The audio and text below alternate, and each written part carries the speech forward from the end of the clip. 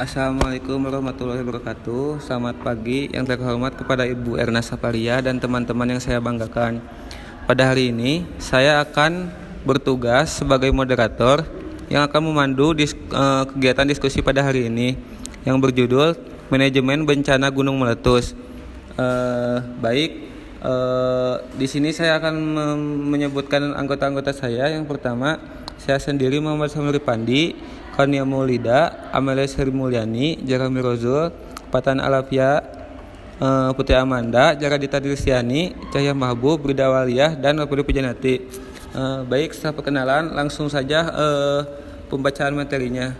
Saya Zaradita, sebagai pemateri pertama, di sini saya akan membacakan definisi bencana dan gunung meletus. Yang pertama ada definisi bencana.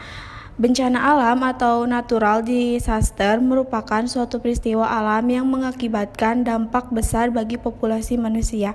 Peristiwa alam dapat berupa banjir, letusan gunung berapi, gempa bumi, tsunami, tanah longsor, badai salju, kekeringan, hujan es, gelombang panas, badai tropis, angin topan, angin tornado, kebakaran liar, dan banyak wabah penyakit. Saya Zahra, di sini saya akan membacakan materi yang kedua mengenai definisi gunung meletus. Gunung meletus merupakan peristiwa yang terjadi akibat endapan magma di dalam perut bumi yang didorong keluar oleh gas yang bertekanan tinggi. Magma adalah cairan pijar yang terdapat di dalam lapisan bumi dengan suhu yang sangat tinggi, yakni diperkirakan lebih dari 1000 derajat Celcius. Cairan magma ini yang keluar dari dalam perut bumi ini disebut dengan lava. Suhu lava yang dikeluarkan bisa mencapai 700 sampai dengan 1200 derajat Celcius.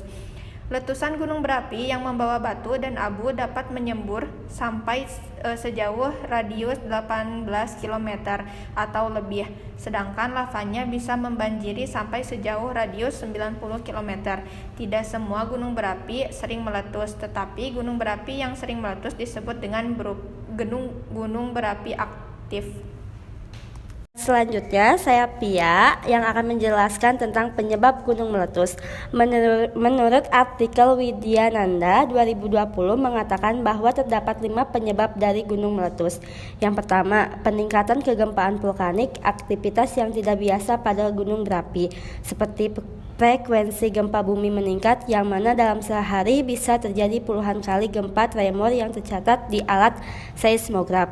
Yang kedua, suhu kawah meningkat secara signifikan sebagai tanda bahwa magma telah naik dan mencapai lapisan kawah paling bawah sehingga secara langsung akan mempengaruhi suhu kawah secara keseluruhan. Yang ketiga, terjadinya deformasi badan gunung, peningkatan gelombang magnet dan listrik sehingga menyebabkan perubahan struktur lapisan batuan gunung. Yang keempat, lempeng-lempeng bumi yang saling berdesakan, tekanan besar menekan dan mendorong permukaan bumi sehingga menimbulkan berbagai gejala tektonik, vulkanik, dan meningkatkan aktivitas geologi gunung. Dan yang terakhir, yang kelima, akibat tekanan yang sangat tinggi, beberapa penyebab seperti yang dijelaskan pada bagian sebelumnya mendorong cairan magma untuk bergerak ke atas, masuk ke seluruh kawah dan keluar. Selanjutnya, saya Lovely Pujanati akan membacakan tanda-tanda gunung meletus, tingkat dari status gunung meletus, dan hasil dari letusan gunung meletus. Tanda-tanda gunung meletus, adapun ciri-ciri gunung berapi meletus diantaranya suhu di sekitar gunung naik, mata air menjadi kering, sering mengeluarkan suara gemuruh, kadang disertai getaran gempa. Tumbuhan di sekitar gunung layu, binatang di sekitar gunung bermigrasi. Tingkat dari status gunung meletus yang pertama normal, tidak ada gejala aktivitas tekanan magma. Yang kedua siaga, menandakan gunung api sedang bergerak ke arah letusan. Yang ketiga awas, menandakan gunung api segera atau sedang meletus. Yang keempat waspada, ada aktivitas apapun bentuknya, terdapat kenaikan aktivitas di atas level normal.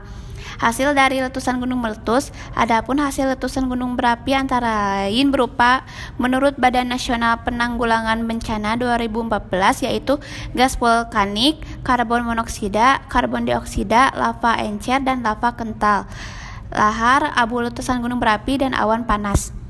Selanjutnya, saya Putri Amanda akan menjelaskan dampak gunung meletus, yaitu ada dampak negatif dan positif. Untuk dampak negatif, yang pertama ada asap dan debu yang banyak keluar saat sebelum ataupun sesudah letusan dapat menyebabkan ispa bagi masyarakat yang tinggal di dekat lokasi bencana.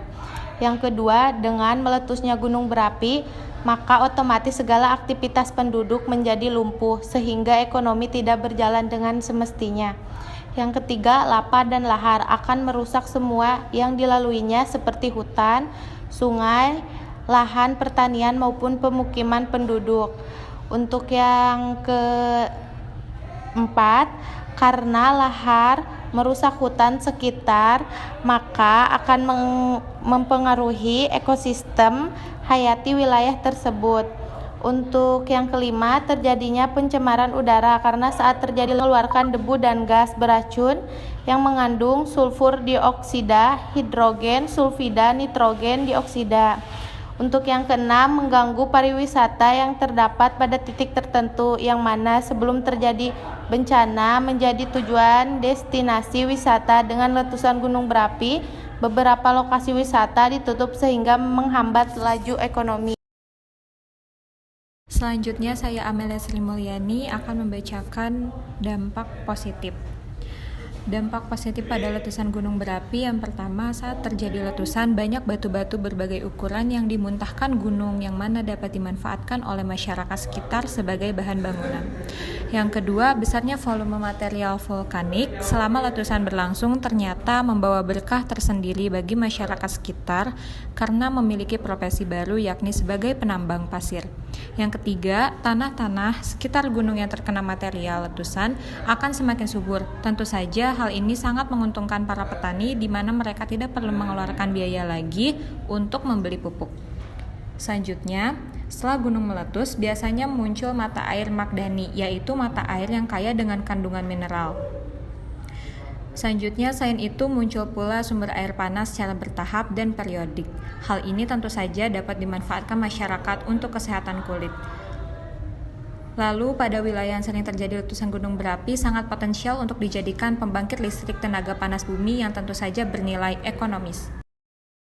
Selanjutnya, saya Cahaya Babu Muharam akan melanjutkan manajemen penanggulangan gunung meletus.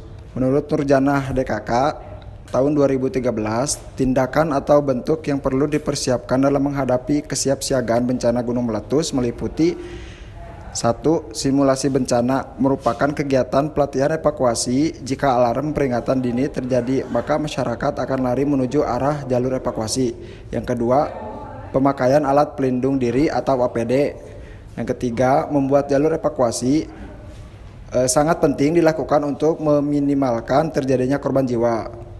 Yang keempat, mempersiapkan kebutuhan dasar. Yang kelima, tanggapan darurat atau respons. Upaya yang dilakukan segera pada saat kejadian bencana untuk menanggulangi dampak yang ditimbulkan, terutama berupa penyelamatan korban dan harta benda, evakuasi dan pengungsian. Menurut Kambali 2017. Selanjutnya, saya Kania Maulidia akan melanjutkan peran perawat dalam bencana gunung meletus.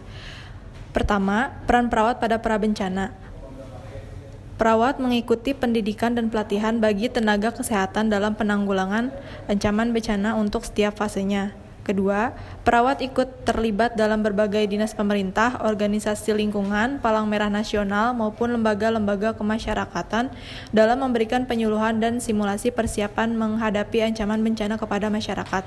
Yang ketiga, perawat terlibat dalam program promosi kesehatan untuk meningkatkan kesiapan masyarakat dalam menghadapi bencana, yang meliputi hal-hal berikut: usaha pertolongan diri sendiri dan keluarga pada masyarakat tersebut, memberikan informasi tempat-tempat alternatif, penampungan ataupun posko-posko bencana, berdiskusi bersama tim dokter tentang penyakit yang timbul akibat bencana sehingga dapat mempersiapkan obat-obatan atau beberapa alamat dan nomor telepon darurat seperti dinas kebakaran, rumah sakit, dan ambulans.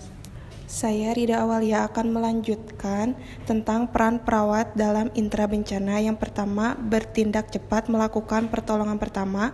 Yang kedua, menentukan status korban berdasarkan trias. Yang ketiga, merujuk pasien segera yang memerlukan fasilitas kesehatan yang lebih lengkap. Yang keempat, do not promise. Perawat seharusnya tidak menjanjikan apapun dengan pasti, dengan maksud memberikan harapan yang besar pada para korban selamat. Selanjutnya ada berkonsentrasi penuh pada apa yang dilakukan, koordinasi dan menciptakan kepemimpinan.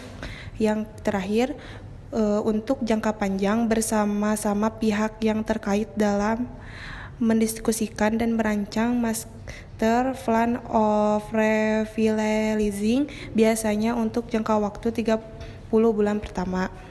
Dan terakhir ada peran perawat dalam pasca bencana. Menurut Effendi dan Mahfudi 2009, peran perawat bekerja sama dengan tenaga kesehatan lain dalam memberikan bantuan kesehatan kepada korban seperti pemeriksaan fisik, woodcare secara menyeluruh dan merata pada daerah terjadi bencana. Saat terjadi stres psikologis yang terjadi dapat terus berkembang hingga terjadi post-traumatic stress disorder atau PTSD yang merupakan sindrom ketiga. Kriteria utama yaitu trauma pasti dapat dikenali. Individu mengalami gejala ulang atau traumanya melalui flashback, mimpi, atau peristiwa-peristiwa yang mengacu dan individu akan menunjukkan gangguan fisik. Perawat dapat berperan sebagai konseling. Tidak hanya itu, perawat bersama masyarakat dan profesi lain yang terkait bekerja sama dengan unsur lintas sektor menangani masalah kesehatan masyarakat pasca gawat darurat, serta mempercepat fase pemulihan menuju keadaan sehat dan aman.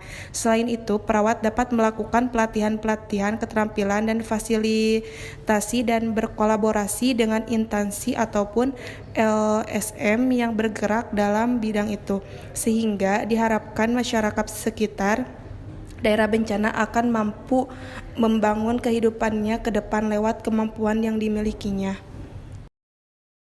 Baik teman-teman semuanya, demikian hasil diskusi dari kelompok 5. Mari kita mengucapkan hamdalah sebagai moderator. Saya memohon maaf bila ada kesalahan saat proses penyampaian. Wassalamualaikum warahmatullahi wabarakatuh.